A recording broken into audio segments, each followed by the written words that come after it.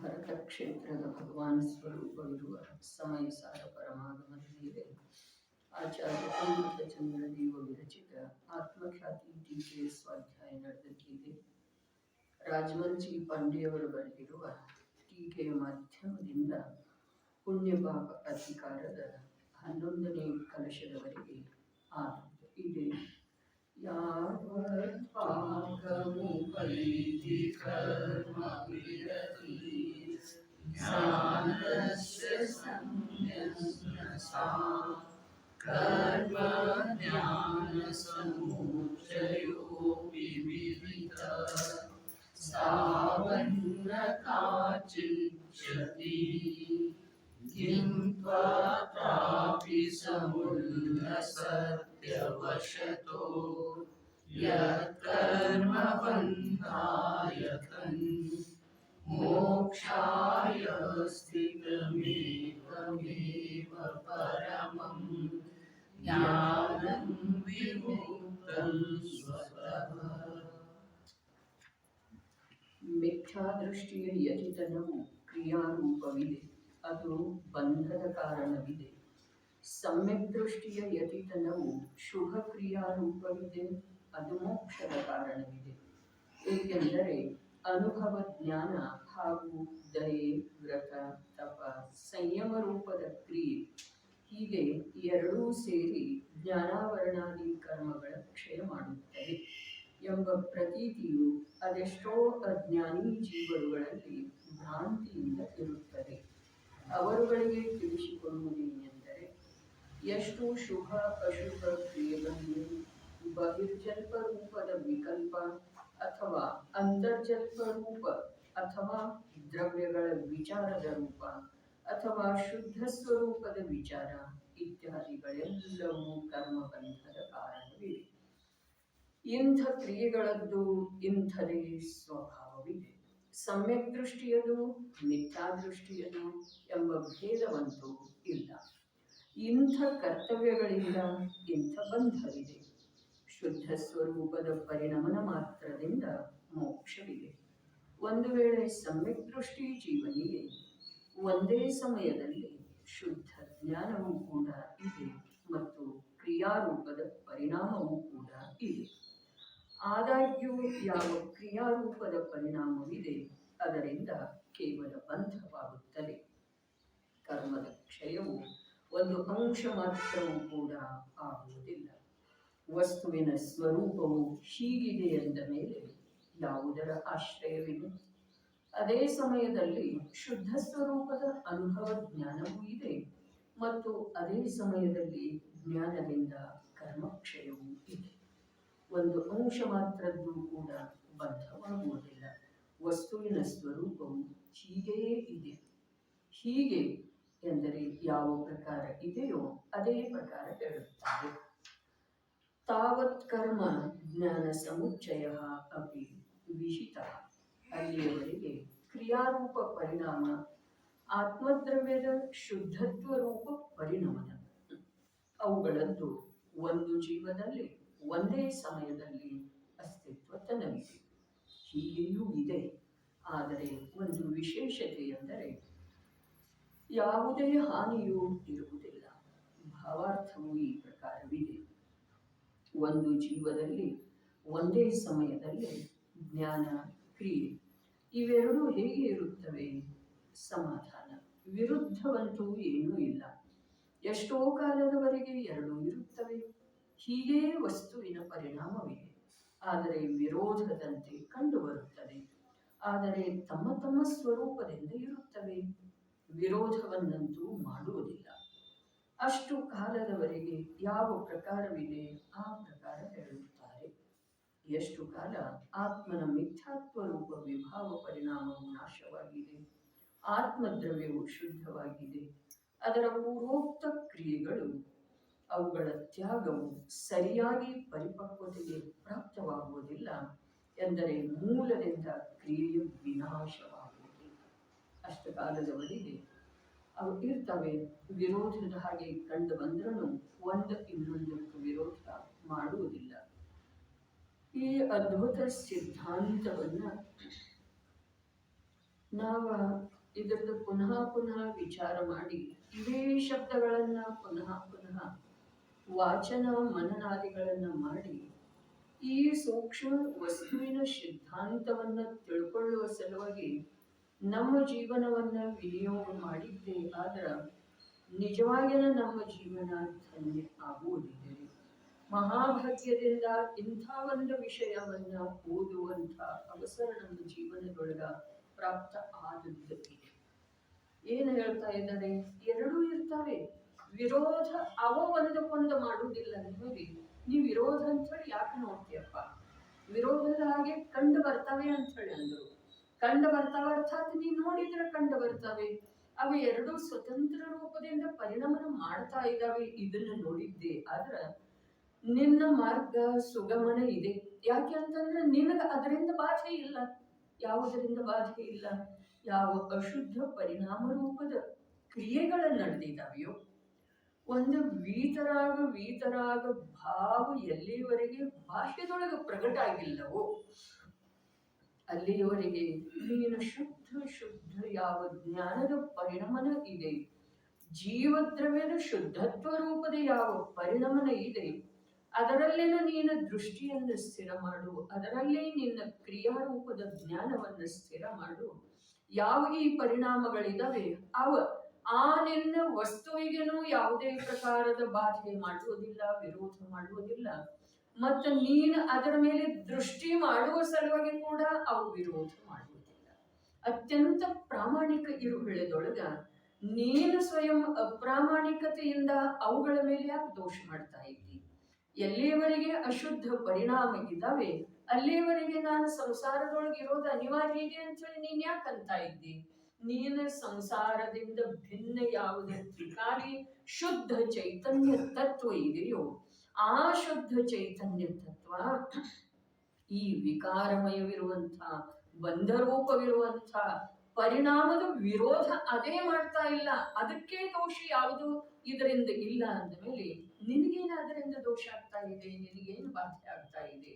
ನೀನು ಆ ನಿನ್ನ ಸ್ವಭಾವದೊಳಗೆ ದೃಷ್ಟಿ ಸ್ಥಿರ ಮಾಡ. ಯಾವ ಸ್ವಭಾವ? ಯಾವುದು ತ್ರಿಕಾಲ ಶುದ್ಧತ್ವ ರೂಪದಿಂದ ಪರಿಣಮನ ಮಾಡ್ತಾ ಇದೆಯೋ ಒಳಗಡೆ ಪರಿಣಮನ ಮಾಡ್ತಾ ಇದ್ದೀರಿ. ಮಿಥ್ಯಾದೃಷ್ಟಿ ಜೀವನಿಗೆ ಕೂಡ ಇದು ಬೋಧ ನೀಡ್ತಾ ಇದ್ದಾರೆ.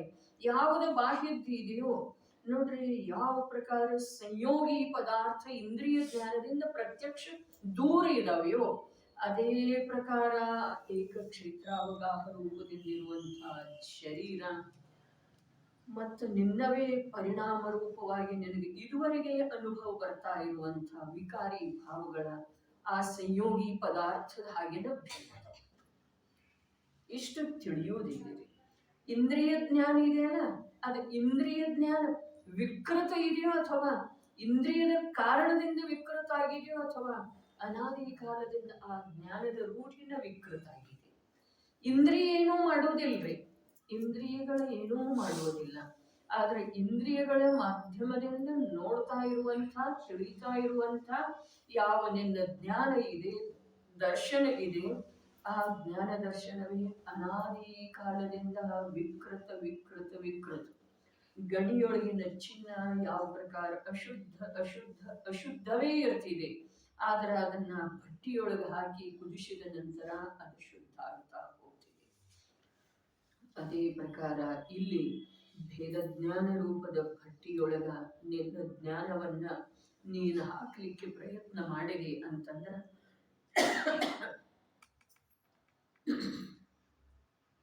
ಇಂದ್ರಿಯಗಳ ಮಾಧ್ಯಮದಿಂದ ಯಾವ ಸಂಯೋಗಿ ಪದಾರ್ಥಗಳ ದೂರದಲ್ಲಿ ಇರುವುದು ಕಾಣಿಸ್ತಿದೆಯೋ ಅದೇ ಪ್ರಕಾರ ನಿನ್ನ ವಿಕಾರಿ ಭಾವಗಳು ಕೂಡ ದೂರದಲ್ಲಿ ಇರೋದು, ಅಸ್ಪೃಷ್ಟ ಇರೋದ ನಿನಗೆ ಕಂಡು ಬರ್ತಿದೆ. ಅದನ್ನ ನೋಡುವುದ, ಅದನ್ನ ಆ ರೂಪದಿಂದ ತಿಳಿಯೋದ. ಯಾವ ರೂಪದಿಂದ? ಪ್ರತ್ಯಕ್ಷ ಪೃಥಕ ರೂಪದಿಂದ, ಭಿನ್ನ ರೂಪದಿಂದ. ಯಾವ ರಾಗಮಯ ಪರಿಣಾಮ ಇದೆಯೋ, ರಾಗರೂಪದ ಪರಿಣಾಮ ಇದೆಯೋ, ಆ ಪರಿಣಾಮದಿಂದ ಈ ತ್ರಿಕಾಲಿ ಸ್ತಂಭ ಸಮಾನವಿರುವಂಥ ಜ್ಞಾನ ಏನಿದೆ ಅದು ಅಸ್ಪೃಷ್ಟ ಇದೆ, ಭಿನ್ನ ಇದೆ, ಪೃಥಕ್ ಇದೆ. ಅದರದ್ದು ವಿರೋಧ ಇದು ಮಾಡುವುದಿಲ್ಲ, ಇದರದ್ದು ವಿರೋಧ ಅದು. ಹೀಗಿದ್ದ ಮೇಲೆ ವಿಶ್ವದೊಳಗೆ ಏನೆಲ್ಲ ಇರುವ ಹಾಗೇನೇ ಇದೆ. ಆದ್ರ ಏನೆಲ್ಲ ವಿಶ್ವದೊಳಗೆ ಯಾವ ಪದಾರ್ಥಗಳು ಸ್ವತಂತ್ರ ಸ್ವತಂತ್ರ ಭಿನ್ನ ಭಿನ್ನ ಇದಾವೆಯೋ ಅದೇ ಪ್ರಕಾರ ಒಳಗವೆ ಎರಡು ಭಿನ್ನ ಅದಾವ. ಆದ್ರೆ ಈ ಜೀವಕ್ಕೆ ಆ ವಿಶ್ವದ ಪದಾರ್ಥಗಳ ಭಿನ್ನತೆ ಕೂಡ ಭಾಸ ಆಗ್ತಾ ಇಲ್ಲ. ಇಂದ್ರಿಯ ಜ್ಞಾನದ ಮೂಲಕ ಯಾವ ಪೃಥಕ್ ಪೃಥಕ್ ಬೇರೆ ಬೇರೆ ಇದಾವೆಯೋ ಅವುಗಳದ್ದು ಕೂಡ ಭಿನ್ನತೆಯನ್ನ ಈ ಅಪ್ರಾಮಾಣಿಕ ಜ್ಞಾನ ಒಪ್ಪಿಕೊಳ್ತಾ ಇಲ್ಲ. ಹೀಗಿದ್ದ ಮೇಲೆ ಅಭೇದ ರೂಪ ಅನುಭವದಲ್ಲಿ ಬರ್ತಾ ಇರುವಂತ ರಾಗಾದಿಗಳನ್ನ ವಿಕಾರಿ ಭಾವಗಳನ್ನ ಈ ಜ್ಞಾನ ತನ್ನಿಂದ ಭಿನ್ನ ಅಂತ ಹೇಳಿ ಹೇಗೆ ಒಪ್ಕೊಳ್ಳೋ ಸಾಧ್ಯ ಇದೆ? ಅದೇ ಕಠಿಣಿದೆ. ಕಠಿಣ ಇದ್ರೂ ಕೂಡ ನಿನಗೆ ಸಾಧ್ಯ ಆಗುವಂತ ಮಾತನ್ನ ಹೇಳ್ತಾ ಇದ್ದಾರೆ. ಸೂಕ್ಷ್ಮ ಇದೆ, ಆದ್ರ ನಿನ್ನ ಜ್ಞಾನಕ್ಕಿಂತ ಸೂಕ್ಷ್ಮ ಅದಿಲ್ಲ. ಈ ಪ್ರಕಾರ ವಾಸ್ತವಿಕ ಸ್ವರೂಪವನ್ನು ತಿಳಿದುಕೊಳ್ಳುವ, ಕಂಡುಕೊಳ್ಳುವ, ವಿಶ್ವಾಸ ಮಾಡುವ, ಜ್ಞಾನಿ ಗುರುಗಳ ಮಹಿಮೆ ಮಾಡುವ ಯಾವ ಕ್ಷಣಗಳ ನಮ್ಮ ಜೀವನದೊಳಗೆ ಇದ್ದಾವೆಯೋ ಅವಷ್ಟೇ ನಮ್ಮ ಜೀವನಕ್ಕ ಅನುಕೂಲವಾಗುವಂತ ಕ್ಷಣ. ಉಳಿದದ್ದು ಯಾವ ನಿರಂತರ ಮಿಥ್ಯಾ ಅಭಿಪ್ರಾಯದ ಮೂಲಕ ಉದಿಸಿ ಬರುವಂತಹ ಶುಭ ಹಾಗೂ ಅಶುಭ ಭಾವಗಳಿದ್ದಾವೆ, ಅವ ನಿರಂತರ ನಮ್ಮ ಜೀವನವನ್ನ ಮರಣರೂಪ ಮಾಡುವಂಥವಿದ್ದಾವೆ. ನೋಡ್ರಿ, ಈಗೇನ ಸಮಯ ಸಾರದ ಸಂಪದ ಬರ್ತಿದೆ, ಅದರೊಳಗೆ ಒಂದು ಮಾತು ಪ್ರಸ್ತಾವನೆಯೊಳಗೆ ಬರೆದದ್ದು ಇದೆ. ನಿರಂತರ ಮರಣ ಮರಣ ಮರಣ ಇಲ್ಲದೆ ಹೋದ್ರ ಈ ಜೀವನಿಗೆ ಪ್ರತ್ಯಕ್ಷ ಮರಣ ಹೇಗೆ ಬರೋ ಸಾಧ್ಯ ಇದೆ ಹೇಳ್ರಿ? ನಿರಂತರ ಭಾವಮರಣ ಇರುವುದರಿಂದನ ಇವನ ಶ್ರದ್ಧೆಯೊಳಗ ನಿರಂತರ ತನ್ನ ಅಭಾವ ಮಾಡುವುದರಿಂದನ ಈ ಸಂಯೋಗಗಳಿಂದ ಕೂಡ ಅವ ಭಿನ್ನಾಗಿ ಹೋಗುವಂತಹ ಮರಣ ಇವನ ಜೀವನದೊಳಗ ಸಂಭವಿಸ್ತಿದೆ. ಯಾರದ ಜೀವನ ಜೀವನ ಜೀವನ ಜೀವನ ಜೀವಂತಿಕೆ ಇದೆಯೋ, ಚೈತನ್ಯ ಚೈತನ್ಯ ಚೈತನ್ಯದ ಸ್ವೀಕಾರ ಪೂರ್ವಕ ಚೈತನ್ಯ ಮತ್ತು ಆನಂದಮಯ ಅಭೇದ ಅರೂಪಿಯ ಆತ್ಮನ ಅನುಭವದೊಳಗ ಯಾರ ನಿರಂತರ ನಿಮಗ್ನ ಇದ್ದಾರೋ ಅವರಿಗೆ ಮರಣ ಇಲ್ಲನ ಅವರದ ನಿರ್ವಾಣ ಶಬ್ದ ಇದೆ. ಯೋಚನೆ ಮಾಡೋದ ಮರಣ ನಮ್ಗೆ ಯಾಕೆ ಬರ್ತಾ ಇದೆ ಅಂತಂದ್ರೆ ನಾವು ಸಮಯ ಸಮಯಕ್ಕೆ ಮರಣಕ್ಕೆ ಗುರಿ ಆಗ್ತಾ ಇದ್ದೇವೆ. ಮರಣಮಯ ಜೀವನವನ್ನ ಜೀವನ ಅಂತ ಹೇಳಿದ್ದೇವೆ. ಆದ್ರೆ ನಿಜವಾಗಿ ಅದು ಜೀವನ ಅಲ್ಲ, ಜೀವಂತಿಕೆ ಅಲ್ಲ. ಎರಡು ಇದಾವೆ. ದೇಹ ಆತ್ಮ ಎರಡಿದಾವೆ, ಸಂಯೋಗ ಸ್ವಭಾವ ಎರಡಿದಾವೆ. ಅದೇ ಪ್ರಕಾರ ಒಳಗಡೆ ಅಖಂಡ ಜ್ಞಾನ ಮತ್ತು ತುಂಡು ತುಂಡು ವಿಭಾವ ಎರಡು. ಅನಂತ ಕಾಲದ ಸಂಸಾರ ಇದ್ರೂ ಕೂಡ, ಅನಂತ ದುಃಖ ಇದ್ರೂ ಕೂಡ ಒಂದು ಸಮಯದ ಸಂಬಂಧ ಇದೆ. ಅದರ ಜೊತೆಗಿರಿ ದುಃಖದ ಜೊತೆಗೆ ವಿಭಾವದ ಜೊತೆಗೆ ಆತ್ಮನ ಸಂಬಂಧ ಎಷ್ಟಿದೆ? ಒಂದು ಸಮಯದನೇ ಇದೆ. ಯಾವಾಗ ನೋಡಿದ್ರೂ ಒಂದು ಸಮಯದನೇ ಇದೆ. ಅನಂತ ಕಾಲ ಕಳೆದು ಹೋಗಿದೆ. ಸಮಯ ಒಂದೊಂದು ಸಮಯದೊಳಗನೆ ಈ ಜೀವ ಆ ಪರ ವಿಭಾವದ ವಿಕಾರಿ ಭಾವದ ನಾಶವಂತ ಭಾವದ ಅವಲಂಬನೆ ಮಾಡಿ ತನ್ನ ಅಭಾವ ಮಾಡ್ತಾ ಇದ್ದಾನೆ, ತನ್ನ ನಿರಾಕರಣೆ ಮಾಡ್ತಾ ಇದ್ದಾನೆ. ತನ್ನ ಸ್ವಭಾವದ ಸ್ವೀಕಾರ ಮಾಡುವಂತಹ ವಿವೇಕ ಇವನಲ್ಲಿ ಜಾಗೃತ ಆಗ್ತಾ ಇಲ್ಲ. ಒಂದು ಸಮಯ. ಹಾಗಾದ್ರೆ ಕ್ರಿಯೆ ಎಷ್ಟಿದೆ ರೀ? ನಾವು ಒಂದ್ ಸ್ವಲ್ಪ ಕೂಡ ಪ್ರಮಾದ ಮಾಡಿಲ್ಲ, ನಿರಂತರ ಕ್ರಿಯೆ ಮಾಡ್ತಾ ಇದ್ದೇವೆ. ಏನು ಕ್ರಿಯೆ ಮಾಡ್ತಾ ಇದ್ದೇವೆ?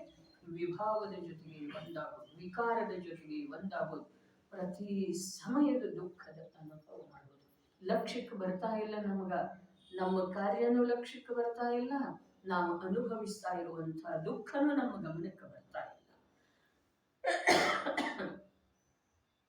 ಗಮನಕ್ಕೆ ಬರ್ತಾ ಇಲ್ಲ ಅರ್ಥಾತ್ ನಾವು ಆ ಕಡೆ ಗಮನ ಹರಿಸ್ತಾ ಇಲ್ಲ. ಲಕ್ಷ್ಯಕ್ಕೆ ಬರ್ತಾ ಇಲ್ಲ ಅರ್ಥಾತ್ ನಾವು ಅದರ ಕಡೆಗೆ ಲಕ್ಷ್ಯ ವಹಿಸ್ತಾ ಇಲ್ಲ. ನಮ್ದು ಲಕ್ಷ್ಯ ನಿರಂತರ ಎಲ್ಲಿದೆ? ಯಾವುದು ನಾಶಶೀಲಿ ಇದೆಯೋ, ಯಾವುದು ಇಂದ್ರಿಯಗಳ ಮಾಧ್ಯಮದಿಂದ ಜ್ಞಾನಕ್ಕೆ ಗ್ರಾಹ್ಯ ಆಗುವಂಥದ್ದಿದೆಯೋ ಅದರ ಮೇಲೆ ನಾವು ಮೂರ್ಛಿತ ಇರುವ ಕಾರಣ ಮೂರ್ಛಿತ ಮನುಷ್ಯನಿಗೆ ಏನು ಗೊತ್ತಾಗುವುದಿಲ್ಲ, ಏನೂ ಪ್ರಜ್ಞೆನೇ ಇರುವುದಿಲ್ಲ ಅವನಿಗೆ. ಮೂರ್ಛಿತ ವ್ಯಕ್ತಿಗೆ, ಮೂರ್ಛೆ ಹೋದ ವ್ಯಕ್ತಿಗೆ ತನ್ನ ಶರೀರದ ಪ್ರಜ್ಞೆ ಇರುವುದಿಲ್ಲ. ಅದೇ ಪ್ರಕಾರ ಈ ಮೂರ್ಛಿತ ಆತ್ಮನಿಗೆ ತನ್ನ ಸ್ವಭಾವದ ಪ್ರಜ್ಞೆ ಮೂಡಿ ಬರ್ತಾ ಇಲ್ಲ. ಮೂರ್ಛೆ ಹೋಗಿಲ್ಲನ್ರಿ ಮನುಷ್ಯ. ಕಣ್ಣು ಕತ್ಲೆ ಬಂದು ಬಿದ್ದಿದ್ದಾನ್ರಿ. ಅವನಿಗೆ ನಾನು ಎಲ್ಲಿ ಬಿದ್ದಿದ್ದೇನೆ, ಯಾರು ಬಿದ್ದನೋ ಏನು ಯಾವುದೂ ಗೊತ್ತಿರೋದಿಲ್ಲ. ಅದೇ ಪ್ರಕಾರ ಈ ಜೀವಕ್ಕ ಅಜ್ಞಾನದ ಪರದ್ರವ್ಯದ ಏಕತ್ವದ ಯಾವ ಅಖಂಡ ಬುದ್ಧಿ ವರ್ತಿಸ್ತಾ ಇದೆಯೋ ಅದರಲ್ಲಿ ಅನಂತ ಕಾಲದಿಂದ ನೀವು ಮೂರ್ಛಿತ ಹೋಗಿದ್ದಾನೆ. ನಾನು ಚೈತನ್ಯ ಸ್ವರೂಪದ ಆತ್ಮ, ವಿಶ್ವದೊಳಗ ಸಮಸ್ತ ಪದಾರ್ಥಗಳ ನನ್ನ ಒಂದು ಸಮಯದ ಜ್ಞಾನದೊಳಗ ಜ್ಞೇಯಾಗಿ ಹೋಗ್ತವೆ. ಅಂಥ ತ್ರಿಕಾಲಿ ವಸ್ತು ನಾನಿದ್ದೇನೆ ಅನ್ನೋದು ಒಂದೇ ಒಂದು ಸಲ ಮಹಿಮೆ ಬಂತು ಅಂತಂದ್ರೆ ಮುಗಿದು ಹೋಯ್ತ್ರಿ. ಏನು ಮುಗೀತು? ಸಂಸಾರ ಮುಗೀತು, ದುಃಖ ಮುಗೀತು, ಆಕುಲತೆ ಮುಗೀತು, ಪರಾಧೀನತೆ ಮುಗೀತು, ಬಂಧಾವಸ್ಥೆ ಮುಗೀತು. ನಮ್ಗೇನ್ ಬೇಕಾಗಿದೆ? ನಮ್ಗೆ ವರ್ತಮಾನದಲ್ಲಿ ಯಾವುದನ್ನು ನಮ್ದು ಕಲ್ಪನೆಯಿಂದ ದುಃಖ ಅನ್ನಿಸ್ತಾ ಇದೆಯೋ ಆ ದುಃಖದ ಸಲುವಾಗಿ ನಾವು ನಿರಂತರ ಉಪಾಯ ಮಾಡ್ತಾರೆ. ಇಲ್ಲಿ ಶಾಶ್ವತ ದುಃಖದ ಪರಿಹಾರ ಆಗ್ತಿದ್ದೀರಿ. ಆಕುಲತೆಯ ಹೆಸರೇ ಉಳಿಯುವುದಿಲ್ಲ, ಪರಾಧೀನತೆ ಕಿಂಚಿತ ಮಾತ್ರ ಕೂಡ ಉಳಿಯುವುದಿಲ್ಲ, ಬಂಧಾವಸ್ಥೆ ಉಳಿಯುವುದೇ ಇಲ್ಲ. ಯಾಕೆ ಅಂತಂದ್ರೆ ಬಂಧ ಎಲ್ಲಿದೆ ಹೇಳ್ರಿ? ವಾಸ್ತವಿಕವಾಗಿ ವಸ್ತು ಸಿದ್ಧಾಂತದ ಅನುಸಾರ ವಿಚಾರ ಮಾಡಿದ್ರೆ ಯಾವುದನ್ನ ಯಾವುದು ಬಂಧಿಸಿದೆ, ಯಾವುದನ್ನ ಯಾವುದು ಬಂಧಿಸಿ? ಕಾರ್ಮಣ ವರ್ಗಣಗಳಿಂದ ರಚಿಸಲ್ಪಡುವಂತಹ ಸ್ವಯಂ ರಚನೆಗೊಳ್ಳುವಂತಹ ಯಾವ ಕರ್ಮ ಪ್ರಕೃತಿ ಇದಾವೆ ಅವು ಜ್ಞಾನಮಯ ಆತ್ಮನನ್ನ ಬಂಧಿಸೋದು ಸಾಧ್ಯವಿದೆ ಅಂದ್ರೆ ಈಗ ಆಕಾಶವನ್ನ ಗಾಳಿಯನ್ನ ಬಂಧಿಸಲಿ ನೋಡೋಣ, ಬರ್ತಿದೆಯೇನ? ಆಕಾಶವನ್ನ ಬಂಧಿಸಲಿಕ್ಕೆ ಬರ್ತಿದೆ. ಆ ಆಕಾಶದ ಹಾಗೆನ ಅರೂಪಿ ಆದ್ರ ಚೈತನ್ಯಮಯನಾದಂತಹ ಆತ್ಮನನ್ನ ರೂಪಿ ಇರುವಂತಹ ಜಡ ಇರುವಂತಹ ಜ್ಞಾನ ಶೂನ್ಯ ಇರುವಂತಹ ಕರ್ಮಗಳ ಬಂಧಿಸೋದು ಸಾಧ್ಯ ಇದೆಯಲ್ಲ. ರಾಗ ಆತ್ಮನಿಗೆ ಜ್ಞಾನಕ್ಕೆ ಬಾಧೆ ಮಾಡೋ ಸಾಧ್ಯ ಇದೆಯಲ್ಲ. ಇದು ಸೂಕ್ಷ್ಮ ಮಾತಿದೆ. ರಾಗ ಜ್ಞಾನಕ್ಕೆ ಯಾವುದಾದ್ರೂ ಬಾಧೆ ಮಾಡೋ ಸಾಧ್ಯ ಇದೆಯಲ್ಲ. ಅದನ್ನೇ ಇಲ್ಲಿ ಪ್ರಶಸ್ತ ಶಬ್ದದಿಂದ ಏನು ಹೇಳಿದ್ರು? ಒಂದಕ್ಕೂ ಒಂದು ವಿರೋಧ ಮಾಡುವುದಿಲ್ಲ. ವಿರೋಧವಂತೂ ಇಲ್ಲ. ವಿರೋಧದ ಹಾಗೆ ಕಂಡು ಬರುತ್ತದೆ, ಕಾಣಿಸ್ತಿದೆ. ಹಾಗಾದ್ರೆ ಕಾಣಿಸ್ತಾ ಇದೆ, ಅದನ್ನು ನೋಡುವಂತಹ ದೃಷ್ಟಿಯ ದೋಷ ಇದೆಯೋ ಅಥವಾ ವಸ್ತುವಿನ ದೋಷ ಇದೆ? ನೋಡುವಂಥವನ ದೃಷ್ಟಿಯ ದೋಷ ಇದೆ. ಆ ದೋಷ ಎಲ್ಲಿಯವರೆಗೆ ನಡೆಯೋದ್ರಿ? ಇನ್ನು ಇಂಥ ಉತ್ಕೃಷ್ಟ ಜನಶಾಸನ ದೃಷ್ಟಿ ಎದುರು ಬಂದ ನಂತರ ಕೂಡ ಆ ವಿಷದ ಕಡೆಗೆನ ದೃಷ್ಟಿ ಹಾಕ್ತಾ ಇದ್ದೇವೆ ನಾವು. ಆ ವಿಪರೀತವಾಗಿನ ದೃಷ್ಟಿ ಮಾಡ್ಕೊಳ್ತಾ ಇದ್ದೇವೆ. ಏನ? ವಿರೋಧದ ಹಾಗೆ ಕಂಡು. ಯಾರು ನನ್ನ ವಿರೋಧಿ ಅದಾರೆ ಅಂದ್ರೆ ಬಾಹ್ಯದೊಳಗ ನಮ್ಗೆ ಕಾಣಿಸ್ತಾರೋ ಅಥವಾ ಇಲ್ರಿ? ನಮ್ಗೆ ಕಾಣಿಸ್ತಾರೋ ಅಥವಾ ಇಲ್ರಿ? ನೋಡ್ರಿ, ಟ್ರೈನ್ ಒಳಗ ಹತ್ತತಾ ಇರೋ ವೇಳೆದೊಳಗ ಇನ್ನೊಬ್ಬ ವ್ಯಕ್ತಿ ಕೂಡ ತನ್ನ ಶೀಟ್ ಸಲುವಾಗಿ ತನ್ನ ಆ ಬೋಗಿಯೊಳಗೆ ಹತ್ತತಾ ಇರ್ತಾನ್ರಿ. ಅವ್ ಸ್ವಲ್ಪ ಗಡಿಬಿಡಿ ಮಾಡಿದ ನಂತರ ನಮಗ ವಿರೋಧಿ ಹಾಗೆ ಕಾಣಿಸ್ತಾನೆ. ಅದಾನೇನ್ರಿ? ಅವ ನಮ್ಮ ವಿರೋಧ ಮಾಡುವ ಸಲುವಾಗಿ ಅವ ಹತ್ತತಾ ಇದ್ದಾನೇನ್ರಿ ಗಡಿಬಿಡಿ ಮಾಡಿ? ಏನಿದೆ ಮಾರ್ಕೆಟ್ ಒಳಗಿರ್ಲಿ, ಎಲ್ಲಿ ವಾಹನ ಚಲಿಸ್ತಾ ನೀವು ನಡೆಸ್ತಾ ಇರೋ ವೇಳೆದೊಳಗಿರ್ಲಿ, ಪ್ರತಿಯೊಬ್ಬರಿಗೂ ಏನಿಲ್ಲ ಅಂದ್ರೆ ಗಡಿಬಿಡಿ ಇರ್ತಿದೆ. ನಮ್ಮ ವಿರೋಧ ಜಗತ್ತಿನೊಳಗೆ ಯಾರಾದರೂ ಮಾಡ್ತಾರೆ? ನಮ್ಮ ಶತ್ರು ಯಾರಾದರೂ ಅದಾರೇನ್ರಿ?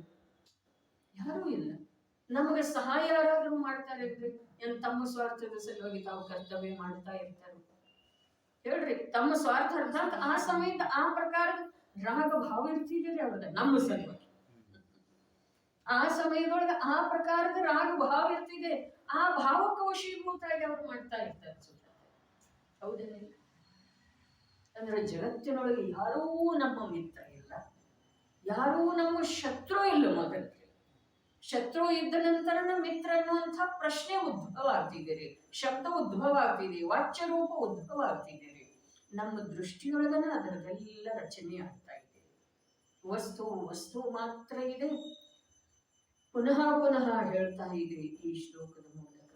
ಏನ? ವಿಶ್ವದೊಳಗೆ ಪ್ರತಿಯೊಂದು ಜಡ ಚೇತನ ಪದಾರ್ಥ, ರೂಪಿ ಅರೂಪಿ ಪದಾರ್ಥ, ಸೂಕ್ಷ್ಮ ಸ್ಥೂಲ ಪದಾರ್ಥ ಎಲ್ಲೇ ಇದ್ರೂ ಕೂಡ ಅದು ತನ್ನ ಸ್ವಸ್ಥಾನದೊಳಗಿದೆ. ಯಾವುದೇ ಕಾರ್ಯ ಮಾಡ್ತಾ ಇದ್ರೂ ಅದು ತನ್ನ ಕಾರ್ಯ ಮಾಡ್ತಾ ಇದೆ. ತನ್ನ ಕಾರ್ಯ ಇನ್ನೊಬ್ಬರ ಕಾರ್ಯ ಮಾಡುವುದು ಸಾಧ್ಯ ಇಲ್ಲ. ಮಕ್ಕಳ ಕಾರ್ಯ ಮಾಡ್ತೇವೆ, ನಮ್ಮ ಮೊಮ್ಮಗಳ ಕಾರ್ಯ ಮಾಡ್ತೇವೆ. ಏನಿದೆ? ಮನೆ ಕಾರ್ಯ ಮಾಡ್ತೇವೆ, ನಮ್ಮ ಮೋಹದ ಕಾರ್ಯ ಮಾಡ್ತೇವ್ರಿ. ಮನೆ ಸ್ವಚ್ಛ ಮಾಡ್ತೇವೆ ಅಥವಾ ನಮ್ಮ ಮೋಹದೊಳಗೆ ಅದು ಮಲಿನ ಕಾಣಿಸ್ತೀವಿ ಅಂತ ಹೇಳಿ ಮಾಡ್ತೇವೆ. ಭೂಮಿಕೆಗೆ ಅನುಸಾರವಾಗಿ ಅವೆಲ್ಲ ನಡೀತಾವ್ರಿ. ಆದ್ರ ಜ್ಞಾನ ಯಥಾರ್ಥ ಬೇಕು, ಯಥಾರ್ಥ ಜ್ಞಾನ. ಅದರ ಸಲುವಾಗಿನ ಆಗದು ಎಂದು ದುರ್ಗತಿ ಗಮನ ಸಮ್ಯಕ್ ದೃಷ್ಟಿ ಜೀವನಿಗೆ ಆಗಮಿಸಿದರದು ಕೆಡಕಿಲ್ಲ ಪೂರ್ವ ಕೃತದ ಕ್ಷಯ ಮಾಡುತ್ತೆ.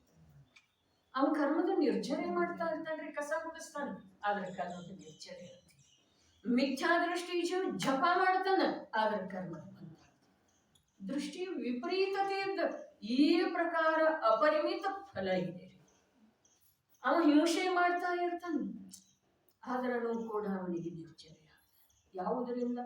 ವಸ್ತು ಸ್ವರೂಪದ ಜ್ಞಾನದಿಂದ. ಜ್ಞಾನ ಆತ್ಮನ ಸ್ವಭಾವ ಇದೆ, ಆ ಜ್ಞಾನ ವಸ್ತು ಹೇಗಿದೆಯೋ ಹಾಗೆ ತಿಳಿಯುವುದೇ ಅದರದ ಸ್ವಭಾವ. ಹಾಗಾದ್ರೆ ತಿಳಿದ ನಂತರ ಅವನಿಗೆ ಬಂಧ ಆಗುವುದಿಲ್ಲ. ಯಾವುದೇ ಇದೆಯೋ ಅದು ಹೋಗ್ತಾ ಇದೆ. ಆದ್ರ ಆ ತಿಳಿಯುವುದರ ಜೊತೆಗೆ ಯಾವ ಸ್ವಲ್ಪ ಆ ಶುಚಿ ಮಾಡುವ ಏನೇನ ಭಾವ ಇದೆಯಲ್ಲ, ಇದೇನಿಲ್ರಿ. ತಿಳಿಯುವುದರ ಜೊತೆಗೆ ಯಥಾರ್ಥ ಸ್ವರೂಪವನ್ನು ತಿಳಿಯುವುದರ ಜೊತೆಗೆ ಮನೆ ಕಸ ಗುಡಿಸ್ತಾ ಇದ್ದಾನೆ, ಆ ವೇಳೆದೊಳಗೆ ಯಥಾರ್ಥ ಜ್ಞಾನ ಇರುವುದರ ಜೊತೆಗೆ ಅಲ್ಲಿ ಏನ ರಾಗ ಪರಿಣಾಮ ಇದೆಯಲ್ಲ, ಅದರಿಂದ ಬಂಧ ಆಗ್ತಿದೆ. ಆದ್ರ ಆ ತಿಳಿಯುವಿಕೆ ಇದೆಯಲ್ಲ, ಅದರಿಂದ ಎಷ್ಟು ಆಗ್ಬೇಕು ಬಂಧ ಆಗಿತ್ತೋ ಅಷ್ಟ ಆಗೋದು. ಆ ತಿಳಿಯುವಿಕೆಗೆ ಮತ್ತೆ ಈ ರಾಗಕ್ಕ ಯಾವ ಸಂಬಂಧ ಇಲ್ಲ. ನಾನು ತಿಳಿತಾ ಇದ್ದೇನಲ್ಲ ವಾಸ್ತವಿಕ, ಮತ್ತೆ ಯಾಕೆ ನೀನು ಬರ್ತಾ ಇದ್ದೆ ಅಂತ ಹೇಳಿ ರಾಗದ ವಿರೋಧ ಆ ಜ್ಞಾನಕ್ಕೆ ಮಾಡುವ ಅವಶ್ಯಕತೆ ಇಲ್ಲ. ನಾನು ಅನಾದಿ ಕಾಲದಿಂದ ನನ್ನ ಸಾಮ್ರಾಜ್ಯವನ್ನು ವಿಸ್ತರಿಸಿದ್ದೀನಲ್ಲ, ನೀನೆಲ್ಲಿ ಎಚ್ಚರ ಆಗ್ತಾ ಇದ್ದಿ ಅಂತ ಹೇಳಿ ಜ್ಞಾನಕ್ಕ ಆ ರಾಗ ಏನೂ ಬಾಧ ಮಾಡೋದು, ತಕರಾರು ಮಾಡೋದು ಸಾಧ್ಯ ಇಲ್ಲ. ತಕರಾರು ಮಾಡಿತು ಅಂತಂದ್ರ ಅದ್ರ ಕಾರ್ಯನ ಕೆಡ್ತಿದ್ದೀರಿ. ಹಿಂದೆ ಹೇಳಿರ್ತಲ್ಲ, ಅಡ್ವರ್ಟೈಸ್ ಇರ್ತಾವ್ರಲ್ಲ, ಜಾಹೀರಾತ, ಅವ್ರು ಬರೇ ತಮ್ಮ ವಸ್ತುವಿನ ಮಹಿಮಾ ಮಾಡ್ತಾರೋ ಅಥವಾ ಅದನ್ನ ತಗೋಬೇಡಿ, ಅದನ್ನ ಬಳಸಬೇಡ್ರಿ ಅಂತ ಹೇಳಿ ಹೇಳ್ತಾರೆ. ಬರೇ ತಮ್ಮ ವಸ್ತು ಅದನ್ನ ಬಳಸಬೇಡ್ರಿ ಅಂತ ಹೇಳಿ ಇನ್ನೊಂದರ ಸ್ವೀಕಾರ ಅವ್ರು ಮಾಡ್ರು ಅಂತಂದ್ರ ಅಡ್ವರ್ಟೈಸ್ ಅದರ್ತ. ಯೋಚನೆ ಮಾಡೋದು ಹೊರಗ ಲೌಕಿಕದಲ್ಲಿ ಕೂಡ ಇಷ್ಟು ಯಥಾರ್ಥತೆ ಇದೆ ಅಂದ ಮೇಲೆ ನೀನಿನ ದೃಷ್ಟಿಯನ್ನ ಮನುಷ್ಯನಾಗಿ ವಿಚಾರ ಶಕ್ತಿಯನ್ನ ಪಡೆದ ವಾಸ್ತವಿಕತೆಯನ್ನ ತಿಳಿಸಿಕೊಡುವಂತ ಪರಮೋಪಕಾರಿ ಜಿನವಾಣಿಯನ್ನ ಪ್ರಾಪ್ತ ಮಾಡಿಕೊಂಡು ಕೂಡ ನಿನ್ನ ದೃಷ್ಟಿಯೊಳಗೆ ಮಲಿನತೆ ಕಡಿಮೆ ಆಗ್ತಾ ಇಲ್ಲ, ಯಥಾರ್ಥತೆ ಬರ್ತಾ ಇಲ್ಲ. ಇನ್ನೊಬ್ಬರ ಮೇಲೆ ದೋಷ ಮಾಡುವುದರೊಳಗ ನನ್ನ ಶಕ್ತಿ ಹ್ರಾಸ ಆಗ್ತಿದೆಯೋ ಅಥವಾ ಇಲ್ಲ, ಆಗ್ತಿದೆಯೋ ಅಥವಾ ಇಲ್ಲ. ಆದ್ರೆ ಇನ್ನೊಬ್ಬರು ಗುಣಗಾನ ಮಾಡುವ ಹೇಳಿದೊಳಗ ನನ್ನಲ್ಲಿ ಗುಣ ಬೆಳೀತಾವ್ರೆ.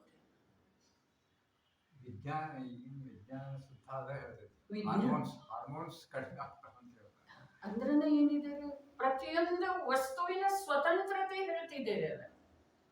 ಅದಕ್ಕೆ ಹೆಸರು ಏನೇ ಇರಲಿ, ಇಲ್ಲಿ ನಮ್ಮ ಜೈನ ದರ್ಶನದೊಳಗೆ ಬರೀ ಅಷ್ಟೇ ಇದೆ. ಏನ? ಜಡ ಚೇತನ. ಜಡದ ಕಾರ್ಯ ಜಡದೊಳಗ ಜಡದ ಸಾಮರ್ಥ್ಯದಿಂದ ಆಗ್ತಿದೆಪ್ಪ. ಜಡದ ಸಾಮರ್ಥ್ಯದಿಂದ ಮೋಕ್ಷ ಮಾರ್ಗ ಪ್ರಕಾಶಕದೊಳಗೆ ತೋಡರ್ಮಜ್ಜಿ ದೃಷ್ಟಾಂತ ಕೊಟ್ರೆ, ನೀನ ಬಾಯಿಂದ ಸ್ವೀಕಾರ ಮಾಡುವಂತ ಆಹಾರದೊಳಗ ಇದು ಹೀಗಾಗ್ಲಿ ಇದು ಹೀಗಾಗ್ಲಿ ಅಂಥೇಳಿ ನೀನು ಯಾವ ವಿಚಾರ ಮಾಡುವ ಅವಶ್ಯಕತೆ ಇಲ್ಲ. ಆದ್ರ ಅದಕ್ಕೆ ಯಾವ ರೂಪದಿಂದ ಪರಿಣಾಮನ ಆಗ್ಬೇಕೋ ಅದು ಆ ರೂಪದಿಂದ ತನ್ನಷ್ಟಕ ತಾನೇ ಅಲ್ಲಿ ಯಾವ ವ್ಯವಸ್ಥೆ ಇದೆ, ಯಾವುದು ಶರೀರಕ್ಕೆ ಬಲ ಒದಗಿಸಬೇಕು ಅದು ಬಲ ಒದಗಿಸ್ತೀವಿ. ಯಾವ ಆಹಾರ ಕಾಲಾಂತರದಿಂದ ಆ ಬಲವರ್ಧಕವೇ ಬಲ ಹಾನಿಕಾರಕ ಆಗ್ತಿದೆಯೋ ಅಥವಾ ಇಲ್ರಿ. ಯಾವುದೇ ಸಾಮರ್ಥ್ಯಕ್ಕಿಂತ ಬಲಿಷ್ಠ ಆಹಾರ ಸ್ವೀಕಾರ ಮಾಡಿತು ಅಂತಂದ್ರ ಆ ಆಹಾರವನ್ನ ಅರಗಿಸುವ ಸಲುವಾಗಿ ಶರೀರದ ಸಾಮರ್ಥ್ಯ ಅಧಿಕ ಖರ್ಚಾಗ್ತಿದ್ದೀರಿ. ಹೌದು ಅಥವಾ ಇಲ್ಲ? ಇದು ವಿಜ್ಞಾನ ಅಲ್ಲ, ಇದು ಬೀತರಾಗ ವಿಜ್ಞಾನ ಇದೆ, ಇದು ವಸ್ತು ವಿಜ್ಞಾನ ಇದೆ. ಆದರೂ ಕೂಡ ಇಂಥ ವಿಪರೀತ ದೃಷ್ಟಿ ಇರುವಂತಹ ಜೀವರುಗಳಿಗೆ ವಿಪರೀತ ವಿಜ್ಞಾನದನ್ನ ಉಪಲಬ್ಧಿ ಆಗುತ್ತೆ. ಅರಗಿಸುವ ಸಲುವಾಗಿ ಮತ್ತು ಆಹಾರ ಅದೇನ ಔಷಧಿ, ಅದರಿಂದ ಅದು ಕೃತಕ ಆಗ್ತಿದೆಯೋ ಅಥವಾ ಶರೀರಕ್ಕೆ ಅನುಕೂಲ ಆಗ್ತಿದೆ, ಏನಾಗ್ತಿದೀವಿ ಯೋಚನೆ ಮಾಡ್ಬೇಕ್ರಿ. ದೀರ್ಘವಾಗಿ ಯೋಚನೆ ಮಾಡ್ಬೇಕು. ಜೀವದ ಕಾರ್ಯ ವಿಜಯನ ಒಂದು ಸಮಯದ್ದಿದೆ. ಯಾತಕ್ಕೆ ಬೇಕಾಗಿದೆ ದೀರ್ಘ ಜೀವನ ರೀ? ಜೀವನಂತೂ ನಮ್ದು ಅನಂತನ ಇದೆ. ನಮ್ದು ಯಾವಾಗೂ ಜೀವನ ನಾಶ ಆಗಿ ಹೋಗುವುದನೇ ಇಲ್ಲ. ನನ್ನ ಜೀವನ ಅನಾದಿ ಅನಂತ ಇದೆ, ಪರ ನಿರಪೇಕ್ಷ ಇದೆ, ಯಾವ ಪರದ ಸಹಾಯ ಅದಕ್ಕೆ ಅವಶ್ಯಕ ಇಲ್ಲ. ಇಂಥ ಕೆಲವು ಮಾತುಗಳನ್ನ ದೃಢವಾಗಿ ನಂಬುವ ಸಲುವಾಗಿ ಪುನಃ ಪುನಃ ಚಿಂತನದ ಭೂಮಿಕೆಯೊಳಗೆ, ಬುದ್ಧಿಯ ಭೂಮಿಕೆಯೊಳಗೆ, ವಿಚಾರದ ಭೂಮಿಕೆಯೊಳಗೆ ತರಲಿಕ್ಕೆ ನನ್ನ ಇರುವಿಕೆ ಅನಾದಿ ಅನಂತ ಇದೆ. ನಾನು ಇದೇನು ಕಾಣಿಸ್ತಾ ಇದ್ದೇನೆ ಇದು ನಾನಲ್ಲ. ನಾನು ಮೊದಲನೇ ಲಕ್ಷಣ ನನ್ನದು ಅರೂಪಿ ಇದೆ. ಚೈತನ್ಯ ರಸದಿಂದ ತುಂಬಿರುವಂತದ್ದಿದೆ. ಕರ್ಮದ ರಸ ಅನುಭವಿಸಲಿಕ್ಕೆ ನನ್ನ ಹತ್ರ ಸಮಯಲ್ಲಿದೆ. ಚೈತನ್ಯ ರಸದ ಆಸ್ವಾದನೆ ಒಂದು ಸಲ ಮಾಡಿದ್ದೆ. ಆದ್ರೆ ನನ್ನ ನಿಜಾನಂದ ರಸ, ಚೈತನ್ಯಾನಂದ ರಸವನ್ನ ಒಂದು ಸಲ ನಾನು ಅನುಭವಿಸಿದ್ದೆ. ಆದ್ರ ಅದರ ಅನುಭೂತಿಯನ್ನ ಪುನಃ ಪುನಃ ನಿರಂತರ ಪಡೆಯುವ ಸಲುವಾಗಿ ಉದ್ಯಮ ನನ್ನ ಆರಂಭ ಆಗ್ತಿದೆ. ಆಗ ಕರ್ಮದ ರಸ, ಅನುಭಾಗ ರಸ ನಮ್ಗೆ ಬರುವುದಿಲ್ಲ. ಹೀಗೆ ಆ ಮೋಕ್ಷಗಾಮಿ ಜೀವರುಗಳ ಮೋಕ್ಷ ಮಾರ್ಗದೊಳಗೆ ಇದೇ ಒಂದು ಕಾರ್ಯದಿಂದ ಮುಂದುವರಿತಾ ಸಾಕ್ಷಾತ್ ಸ್ವಕಾಲದೊಳಗೆ ಮೋಕ್ಷವನ್ನ ಪ್ರಾಪ್ತ. ಕರ್ಮ ಅನುಕೂಲ ಮಾಡಿಕೊಡ್ತಿದೆ. ಹೀಗಿನ ಅಂತರಂಗ ಕಾರಣ ಸಮ್ಯಕ್ ದರ್ಶನದ ಸಲುವಾಗಿ ಮೋಹನೀಯದ ಉಪಶಮ ಆಗೋದ ಅಂತ ಹೇಳಿ ಕರ್ಮ ಸಾಪೇಕ್ಷ ಕಥನ ಇದೆ. ಆದರೆ ಸಮ್ಯಕ್ ದರ್ಶನದ ಸಲುವಾಗಿ ನಿಜವಾಗಿ ಆ ನಿಜ ವಸ್ತುವನ್ನ, ನಿಜ ಶುದ್ಧಾತ್ಮನನ್ನ ಹಾಗೆ ಧೈರ್ಯದಿಂದ, ಪುರುಷಾರ್ಥದಿಂದ ನಾನು ಒಪ್ಪಿಕೊಳ್ಳಬೇಕಾಗಿದೆ ಅಷ್ಟೇ, ಬೇರೆ ಏನೂ ಇಲ್ಲ. ಕರ್ಮ ಆವೇಳದೊಳಗೆ ಏನ್ ಮಾಡ್ತಿದ್ದೀವಿ? ಅರೆ, ಕರ್ಮ ಏನು ಮಾಡಿದ್ರೂ ಕೂಡ ನನ್ನೊಳಗ ಯಾವ ವೇಳೆದೊಳಗೆ ಏನೂ ಮಾಡೇ ಇಲ್ಲ, ನನಗೆ ಬಾಧಕ ಮಾಡ್ತಾನೆ ಇಲ್ಲ. ಇಲ್ಲಿ ಎರಡು ಏನು ಹೇಳಿದ್ರು, ಒಂದು ಇನ್ನೊಂದರ ವಿರೋಧ ಮಾಡುವುದಿಲ್ಲ. ಕರ್ಮ ನನಗೆ ವಿರೋಧ ಮಾಡೋದಿಲ್ಲ, ಇದು ದೊಡ್ಡ ಮಾತು ಅಲ್ಲ. ಆದ್ರೆ ನನ್ನ ಅಶುದ್ಧ ಪರಿಣಮನೇನ ಅಖಂಡವಾಗಿ ಅನಾದಿಯಿಂದ ನಡೀತಾ ಇದೆಯೋ, ಆ ಅಶುದ್ಧ ಪರಿಣಮನ ಕೂಡ ಈ ಸಂಜ್ಞಿ ಪಂಚೇಂದ್ರಿಯ ರೂಪದಿಂದ ವಿಕಾಸ ಹೊಂದಿರುವಂತಹ ಜ್ಞಾನಕ್ಕೆ ಏನೂ ಮಾಡುವುದಿಲ್ಲ. ಈ ಮಾತು ನಮ್ಮ ಲಕ್ಷ್ಯಗಳು. ಶರೀರ ಏನೂ ಮಾಡೋದಿಲ್ಲ, ಸಂಯೋಗಿ ಜನರೇನೂ ಮಾಡೋದಿಲ್ಲ, ಕರ್ಮ ಏನೂ ಮಾಡೋದಿಲ್ಲ, ಇದು ದೊಡ್ಡ ಮಾತಲ್ಲ. ಅವೆಲ್ಲ ಭಿನ್ನ ದ್ರವ್ಯದವೆ, ಅವ ಮಾಡ್ತಾವೆ ಅಂತ ಹೇಳಿ ತಿಳ್ಕೊಳ್ಳೋದ ಇದು ಹುಚ್ಚನ ಕೆಲಸ ಇದೆ, ಮೂರ್ಖ ಶಿಖಾಮಣಿಯ ಕೆಲಸ ಇದೆ. ಆದರೆ ನಿಜವಾಗಿಯೇ ನನ್ನಲ್ಲೇ ನಾನೇ ಪರಿಣಮಿಸ್ತಾ ಇದ್ದೇನೆ ಅಶುದ್ಧ ರೂಪದಿಂದ, ವಿಪರೀತ ಭಾವ ರೂಪದಿಂದ, ಅತತ್ವ ಶ್ರದ್ಧೆಯ ರೂಪದಿಂದ. ಅದನ್ನೇ ಮೈಗೂಡಿಸಿಕೊಂಡಿದ್ದೇನೆ, ಅದನ್ನೇ ಹಚ್ಕೊಂಡಿದ್ದೇನೆ, ಅದನ್ನೇ ಹಾಸ್ಕೊಂಡಿದ್ದೇನೆ, ಅದನ್ನೇ ತಿಂತಾ ಇದ್ದೇನೆ, ಅದನ್ನೇ ಓದ್ತಾ ಇದ್ದೇನೆ. ಯಾವುದನ್ನ? ಅತತ್ವ ಶ್ರದ್ಧೆ. ಅಲ್ಲಿ ಅದವ್ರಲ್ಲ ಭೋಗ ಭೂಮಿಯೊಳಗ ಮನುಷ್ಯರ ಅಂತರ್ದ್ವೀಪಗಳಲ್ಲಿ ಅವರ ದೀರ್ಘಕರ್ಣವುಳ್ಳವರು ಎಂಥವ್ರದರು? ಒಂದು ಕಿವಿ ಹಾಸ್ಕೊಳ್ಳಿಕ್ಕೆ ಬರ್ತಿದೆ, ಒಂದು ಕಿವಿ ಮಚ್ಕೊಳ್ಳಿಕ್ಕೆ. ಅಂಥವ್ರದರ ಮನುಷ್ಯರಲ್ಲಿ ಪುಣ್ಯದಿಂದ ಹುಟ್ಟುತ್ತಾರಲ್ಲಿ, ಪಾಪದಿಂದ ಅಲ್ಲ, ಪುಣ್ಯದಿಂದ. ಭೋಗ ಭೂಮಿಯೊಳಗೆ ಪಾಪದಿಂದ ಹುಟ್ಟುತ್ತಾನೆ ಜೀವ, ಪುಣ್ಯದಿಂದ ಹುಟ್ಟುತ್ತಾರೆ.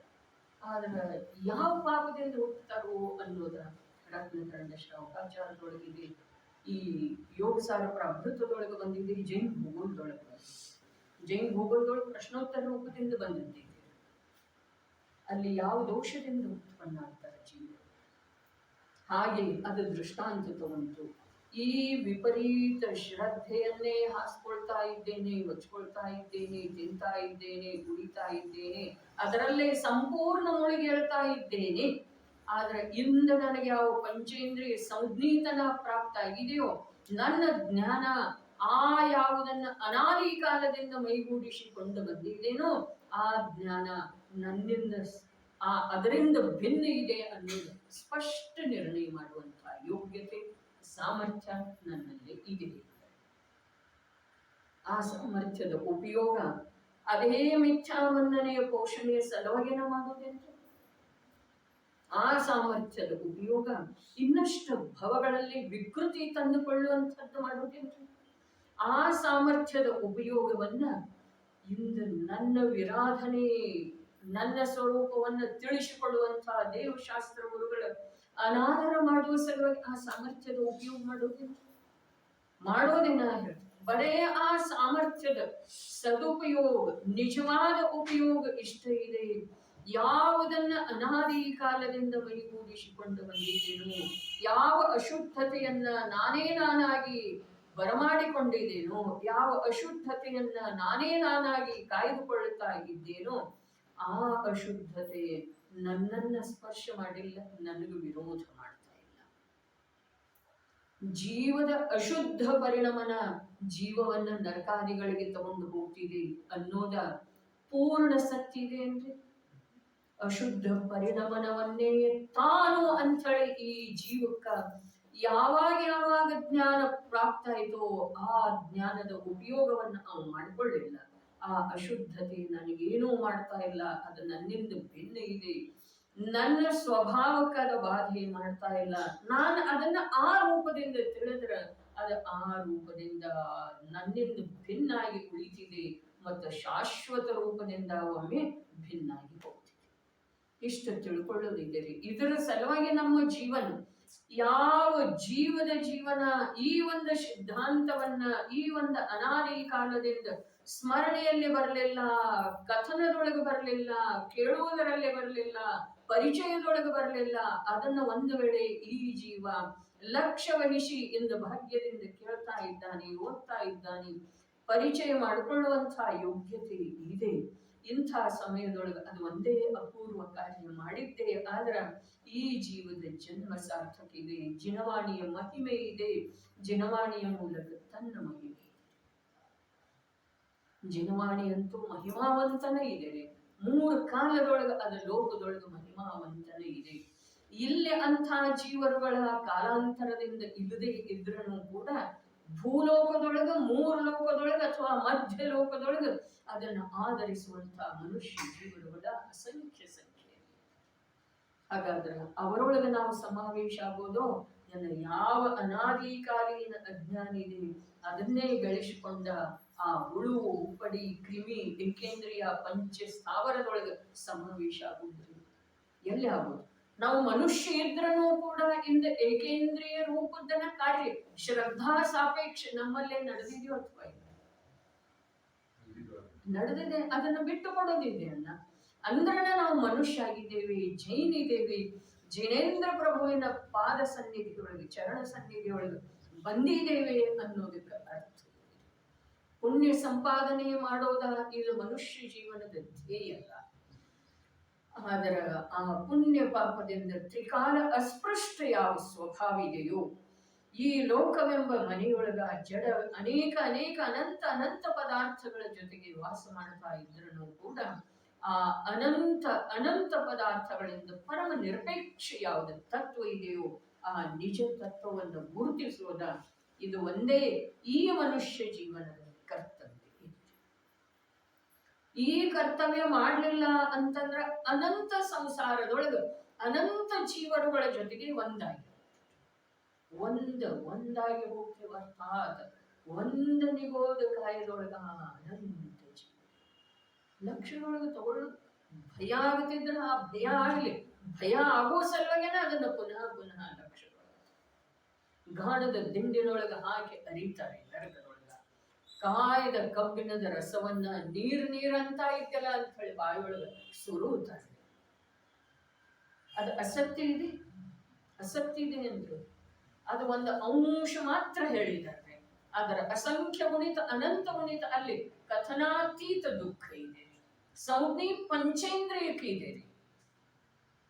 ಸಂಜ್ಞಿ ಪಂಚೇಂದ್ರಿಯ ಅರ್ಥಾತ್ ನಾನೇನು ಈಗಿದ್ದೇನಲ್ಲ ಅಂತ ನನಗೆ ಬರೀ ದೇಹ ಬದಲಾವಣೆ ಇದೆ, ಕ್ಷೇತ್ರ ಬದಲಾವಣೆ ಇದೆ ಅಷ್ಟೇ ಅಲ್ಲ. ಇಂದ ನನ್ನ ಯಾವ ಸ್ವರೂಪ ಇದೆ, ಜೀವದ ಒಳಗಡೆ ಜೀವದ ಜ್ಞಾನ ಮತ್ತು ಭಾವ ಸ್ವರೂಪ ಇದೆ ಅಲ್ಲ, ಅಂಥವನೇ ನಾನಲ್ಲಿ ಇರ್ತೇನೆ. ಹಾಗಾದ್ರೆ ನನಗದು ಮಾನ್ಯ ಇದೆ ಅಂತ ಇದೇನು ಮಾನ್ಯದ? ಏನೇನು ಇದೆ? ಕಾಸುವ, ಕೀಸುವ, ಶೀಳುವ ಏನೇನು ಹೇಳ್ದ ನಮ್ಮ ರತ್ನಾಕರ, ಅದೆಲ್ಲ ನಮಗೆ ಮಾನ್ಯ ಇದೆ ಇಲ್ಲ. ಹಾಗಾದ್ರೆ ಮಾನ್ಯ ಇಲ್ಲ ಅಂದಮೇಲೆ ಅಲ್ಲಿ ಹೋಗುವ ಸಲುವಾಗಿ ಯಾವುದನ್ನು ನಿರಂತರ ನಮ್ಮಲ್ಲೇ ಪರಿಣಾಮ ನಡೆದಿದವೆಯೋ ಆ ಪರಿಣಾಮಗಳನ್ನು ಕೂಡ ನಾವು ತೊಡೆದು ಹಾಕೋದು ಅವಶ್ಯಕ ಇದೆ. ದೃಷ್ಟಿಯೊಳಗಿಂದ ಬಿಟ್ಟು ಕೊಡೋದು ಅವಶ್ಯಕ ಇದೆ. ದೃಷ್ಟಿ ಯಾವುದು ತ್ರಿಕಾಲಿ ಧ್ರುವ ಏಕರೂಪ ಸದೃಶ ಪರಮ ಪಾರಿಣಾಮಿಕ ಭಾವಮಯ ಜ್ಞಾತಾ ಸ್ವಭಾವಿ ಭಗವತ್ ಸ್ವರೂಪದ ಯಾವ ಚಿದಾನಂದ ತತ್ವ ಇದೆಯೋ ಅದರ ಮೇಲೆ ದೃಷ್ಟಿಯನ್ನ, ಅದುವೇ ನಾನಂಥಳಿ ವಿಕಲ್ಪ ಮಾಡೋದು, ಅದುವೇ ನಾನಂಥಳಿ ಚಿಂತನೆ ಮಾಡೋದು, ಅದುವೇ ನಾನಾಗುವ ಸಲುವಾಗಿ ಏನು ಮಾಡುವ ಸಾಧ್ಯತೆ ಇದೆಯೋ ಅದನ್ನು ಒಳಗಡೆ.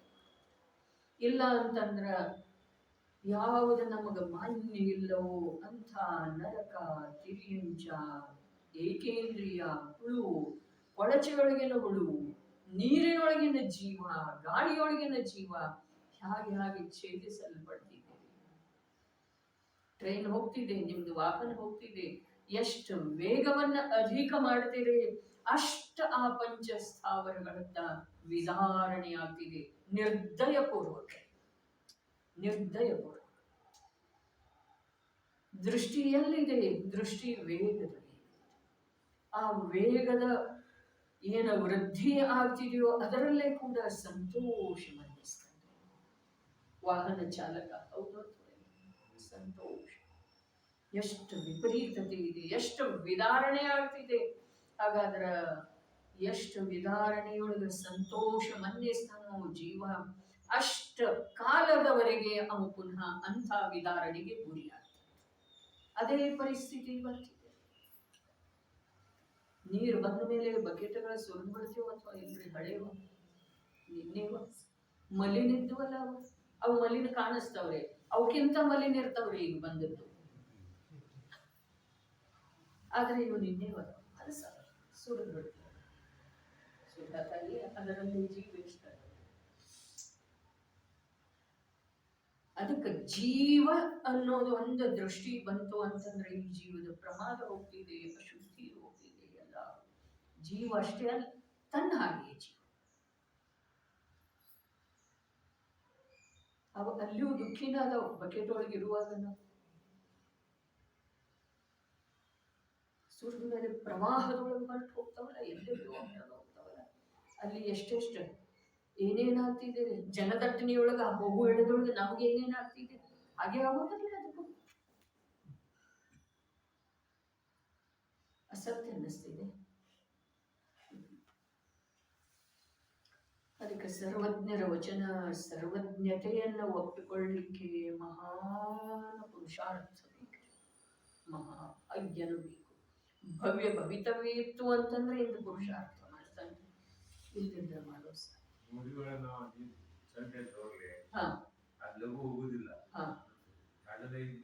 ಮಾಡ್ತೀವಿ. ಹೌದ್ರಿ, ನಮ್ಗೆ ನಮ್ಮದು ಬಲಿಷ್ಠ ಮಾಡ್ಕೊಳ್ಳೋದಿದೆಯಲ್ಲ ಭವಿಷ್ಯವನ್ನ. ಪ್ರತಿಯೊಂದು ಕಾರ್ಯದೊಳಗೆ ನಮ್ದು ಇಂಥ ಪ್ರವೃತ್ತಿ, ಇದೆಲ್ಲ ಅನರ್ಥದಂಡಿದೆ ವಿಜಯ. ಅದಕ್ಕೆ ಸ್ವಯಂ ಆಗುವಂತಹ ಕಾರ್ಯ ಹೋಗೋದಿರ್ತಿದೆ ಅಂತ ಹೇಳಿ ಹೇಳಿದ್ರಲ್ಲ, ಸ್ವಯಂ ಆಗುವಂತಹ ಕಾರ್ಯ. ಅಧಿಕಾರಿ ಆಗ್ಲಿಕ್ಕೆ ಬಯಸ್ತೇನಲ್ಲ, ಸ್ವಾಮಿ ಆಗ್ಲಿಕ್ಕೆ ಬಯಸ್ತೇನಲ್ಲ, ಅದು ಅನಂತ ಸಂಸಾರ. ಅನರ್ಥ ದಂಡ ಅನಂತ ಇದೆ. ಜೀವನದ ಸಲುವಾಗಿ ನೀವು ನಿಮಗೇನು ಬೇಕು ಅದನ್ನು ಬೇಯಿಸುವ ಸಲುವಾಗಿ ಅಗ್ನಿ ಉರಿಸಿದರ ಅದು ಒಂದು ವೇಳೆ ಎಷ್ಟು ಪಾಪ ಆಗ್ತಿದೆಯಲ್ಲ, ಅದನ್ನು ಸ್ವಲ್ಪ ಮಾತ್ರ ಸಮಯದೊಳಗೆ ತಪಸ್ಸಿನಿಂದ ಅದನ್ನು ತೊಳೆದು ಹಾಕಬಹುದು. ಆದ್ರೆ ಈಗ ಅನರ್ಥ ದಂಡೆಯಿಂದ ರಾಶಿ ಆಗಿದೆಯಲ್ಲ, ಅನಾವಶ್ಯಕರೇ. ಅದನ್ನ ತೊಳಿಲಿಕ್ಕೇನೆ ಈ ಜೀವಕ್ಕೆ ಬಹಳ ಕಷ್ಟ ಆಗೋದಿದೆ, ಮತ್ತು ತೊಳೆಯೋದು ಅನಿವಾರ್ಯ ಇದೆ. ತೊಳೆದು ವಿನಃ ಮೋಕ್ಷ ಇಲ್ಲ. ನಿನ್ನೆ ಹೇಳ್ತಾನ ಆದಿದೇವನನ್ನು ಬಿಡ್ಲಿಲ್ಲ, ಇಲ್ಲೇನು ಹೇಳ್ತಾ ಇದ್ದಾರೆ ಅದೇ ಹೇಳ್ತಾ ಇದ್ದಾರೆ. ಏನ ಅದು ಆ ಪರಿಣಾಮಗಳ ಸ್ವರೂಪನ ಆಗಿದೆ. ಅದು ಸಮ್ಯಕ್ ದೃಷ್ಟಿ ಮಿಥ್ಯಾ ದೃಷ್ಟಿ ಅಂತ ಹೇಳಿ ಭೇದ ಮಾಡುತ್ತಿಲ್ಲ. ಆದಿದೇವನ್ನೇನಾಯ್ತು, ನಿನ್ನೆ ದನಗಳ ಬಾಯಿಗೆ ಬಾಯಿ ಜಾಡಿಗೆ ಹಾಕಿಲ್ಲ, ಅದರಿಂದ ಏನು ಹಾಕ್ರಿ ಅಂತ ಹೇಳಿ ಹೇಳಿದರೆ ಅದರ ಫಲಸ್ವರೂಪವಾಗಿ ನೋಡ್ರಿ, ಭಾವದೊಳಗೆ ಎಷ್ಟು ಆಳ ಇರ್ತಿದೆಯೋ ಅಷ್ಟು ದೀರ್ಘಕಾಲದಿಂದ ಉದಯಕ್ಕೆ ಬರ್ತಿದೆ ಕರ್ಮ. ಆ ಭಾವ ಮೇಲೆ ಮೇಲೆ ಇತ್ತು ಅಂತಂದ್ರೂ ಬಂದ್ ಆಗತೈತೆ, ಅದ ಕಮ್ಮಿ ಕಾಲದೊಳಗೆ ಉದಯಕ್ಕೆ ಬರ್ತಿದೆ ಅಂಥೇಳಿ ಆ ಜೀವಕ್ಕೆ ಅದೇ ಭಾವದೊಳಗೆ ಬಂತು. ನಿನ್ನೆ ಕಾರಣ ಕೊಟ್ಟಿತ್ತು, ಇನ್ನೊಂದು ಭವನ ಇರಲಿಲ್ಲ, ಮತ್ತೆ ಅದನ್ನ ಯಾವಾಗ ಅದರ ಭೋಗಿಸೋದು ಅನಿವಾರ್ಯ ಇದೆ. ಆದ್ರೂ ಕೂಡ ಆ ಜೀವಗಳ ಕುರಿತು, ಯಾವ ಜೀವಗಳ, ಆ ದನಗಳೇನದಾವಲ್ಲ, ತಿರಿಯಂಚೆ ಏನದಾವಲ್ಲ, ಆ ಹಸು ಎಮ್ಮೆ ಎತ್ತು ಏನದಾವಲ್ಲ ಅವುಗಳ ಕುರಿತು ಆದಿನಾಥ ಜೀವನಿಗೆ ಯಾವ ದ್ವೇಷ ಇರಲಿಲ್ಲ. ಆದ್ರೆ ಇವರಿಗೆ ಉಪಾಯ ತಿಳಿಸಿಕೊಟ್ಟ ಅಷ್ಟೇ. ಅಪ್ಪದ ಉಪಾಯ ಹೇಳಿದನ ಇಲ್ಲ, ತಾನು ಬದುಕಬೇಕನ್ನೋದು ಮುಖ್ಯರೇ ಮೊದಲ. ಆದ್ರ ಇನ್ನೊಬ್ಬರಿಗೆ ಸಾಧ್ಯ ಆದಷ್ಟು ಬಾಧೆ ಆಗಬಾರ್ದು. ಇನ್ನೊಬ್ಬರನ್ನ ಗಣನೆಯೊಳಗನ ತಂದುಕೊಳ್ಳದ ತಾನು ಬದುಕಬೇಕನ್ನೋದೇನಿದೆ ಅದು ತಿರಿಯಂಚು ಪಾಶವಿ ವೃತ್ತಿ ಅಂತಿದ್ದಾರೆ. ಇನ್ನೊಬ್ಬರನ್ನ ಗಣನೆಗೆ ತಂದುಕೊಳ್ಳೋದಿಲ್ಲ, ತಂದಷ್ಟಾದ್ರೆ ಆಯ್ತು. ಇದೇನಿದೆ ಪಾಶವಿ ವೃತ್ತಿ.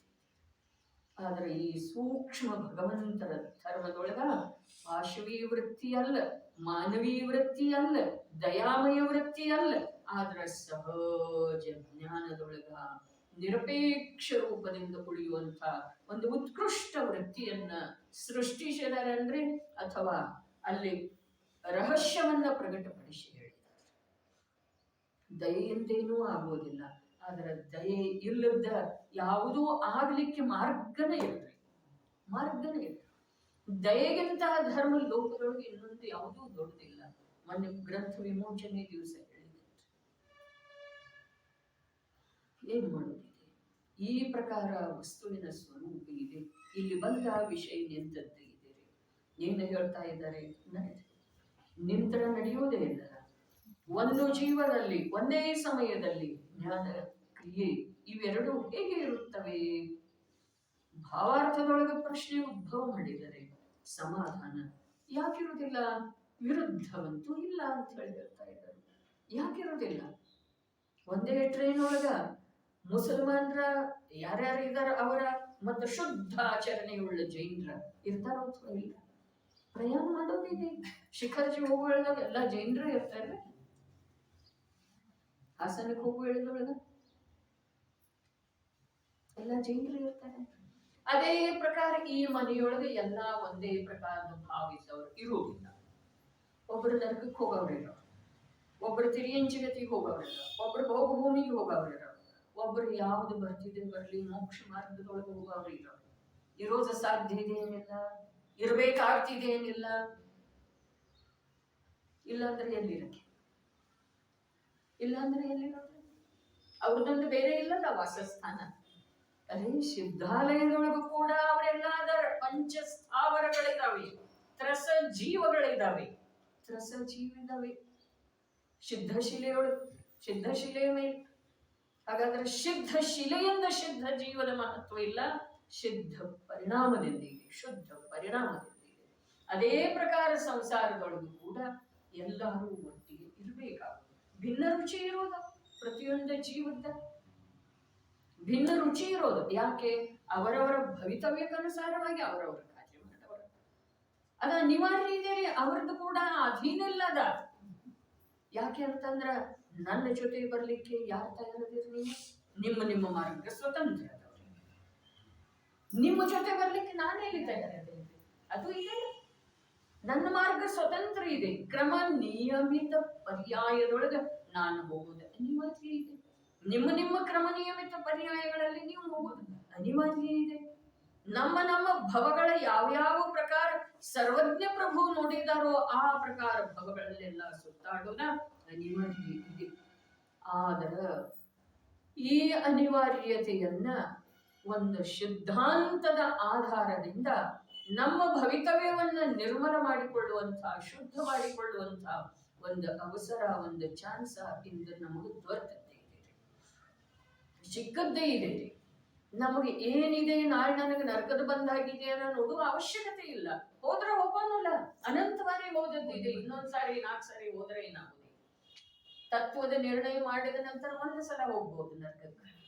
4 ಸಾರಿ 10 ಸಾರಿ ಹೋಗೋದು ಸಾಧ್ಯ. ಯಾಕೆಂದ್ರೆ ನರಕದ ಬಂಧ ಆಗಿತ್ತು ಅಂತಂದ್ರೆ ನಿನಗೆ ತತ್ವದ ನಿರ್ಣಯಕ್ಕಂತೂ ಬಾಧೆ ಇಲ್ಲ, ಸಮ್ಯಕ್ ದರ್ಶನಕ್ಕೆ ಬಾಧೆ ಇಲ್ಲ. ಆದ್ರೆ ನರಕದ ಗತಿ ಬಂಧ ಆದಂತಹ ಸಮ್ಯಕ್ ದರ್ಶನಕ್ಕೆ ಮಾತ್ರ ಅನುಮತಿ ಇದೆ. ಅನುವ್ರತ ಧಾರಣ ಮಾಡ್ಲಿಕ್ಕೆ ಅನುಮತಿ ಇಲ್ಲ. ಹಾಗಾದ್ರೆ ನಮ್ಗೆ ಸಮ್ಯಕ್ ದರ್ಶನ ಅಷ್ಟಾದ್ರೆ ಸಾಕಲ್ಲ.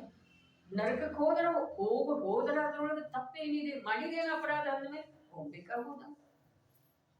ಅದಕ್ಕೆ ನರಕದ ಗತಿ ಸಲುವಾಗಿ ಹೆದರಬೇಡ, ಸ್ವರ್ಗದ ಇಚ್ಛೆ ಮಾಡಬೇಡ ಅಂತ ಹೇಳಿ ಹೇಳ್ತಾರೆ. ಸ್ವರ್ಗದ ಇಚ್ಛೆಯೊಳಗ ಭವದ ಇಚ್ಛೆ ಇದೆ. ನರಕದ ಗತಿಗೆ ಹೆದರುವಿಕೆಯೊಳಗ ತನ್ನ ಸ್ವರೂಪದ ನಿರ್ಣಯ ಇಲ್ಲ. ಏನಿದೆ ನರಕದ ಗತಿಗೆ ಯಾಕೆ ಭಯ ಪಡ್ತಾನ? ತನ್ನ ಆನಂದಮಯ ಸ್ವರೂಪದ ನಿರ್ಣಯ ಇಲ್ಲ ಅಂತ ಭಯ ಪಡ್ತಾನ. ಸ್ವರ್ಗದ ಇಚ್ಛೆ ಯಾಕೆ ಮಾಡ್ತಾನ? ಅವನಿಗೆ ಭವ ರುಚಿಸ್ತಾ ಇದೆ. ಯಾವನಿಗೆ ಭವ ರುಚಿಸ್ತಿದೆಯೋ ಅವನಿಗೆ ಅಭವ ಸ್ವರೂಪಿಯಾದಂತಹ ಆತ್ಮ ರುಚಿಸ್ತಾ ಇಲ್ಲ ಅನ್ನೋದು ವಾಸ್ತವಿಕತೆ. ಅದಕ್ಕೆ ಸ್ವರ್ಗದ ಇಚ್ಛೆ ಮಾಡಬೇಡ, ನರಕದ ಗತಿಗೆ ಹೆದರಬೇಡ ಅಂತ ಹೇಳಿದ್ದಾರೆ. ನಿನ್ನ ಕೆಲಸ ಮಾಡು. ನರಕ ಎಲ್ಲಿ ಆಗ್ತಿದೆ? ಯಾವ ಪ್ರಕಾರ ರಾಗಾದಿ ವಿಕಾರಿ ಭಾವ ಶುಭ ಭಾವ ತೀರ್ಥಂಕರ ನಾಮಕರ್ಮದ ಬಂಧಾಗುವಂತಹ ರಾಗ ಪ್ರಶಸ್ತ ರಾಗ ಕೂಡ ಆತ್ಮನ ಜ್ಞಾನ ಸ್ವಭಾವದೊಳಗೆ ಇಲ್ಲ ಅಂದಮೇಲೆ ನರಕಗತಿಯಲ್ಲಿ ಬರ್ತಿದೆ. ಜ್ಞಾನ ಸ್ವಭಾವದೊಳಗೆ ನೀ ಆ ಜ್ಞಾನ ಸ್ವಭಾವವನ್ನು ನಂಬು, ಆ ಜ್ಞಾನ ಸ್ವಭಾವವನ್ನು ತಿಳ್ಕೊ, ಆ ಜ್ಞಾನ ಸ್ವಭಾವದ ಮಹಿಮೆ ಮಾಡ, ಆ ಜ್ಞಾನ ಸ್ವಭಾವದ ಅಸ್ಪಷ್ಟತೆಯನ್ನ ಅರಿತುಕೊಂಡು ದೃಢ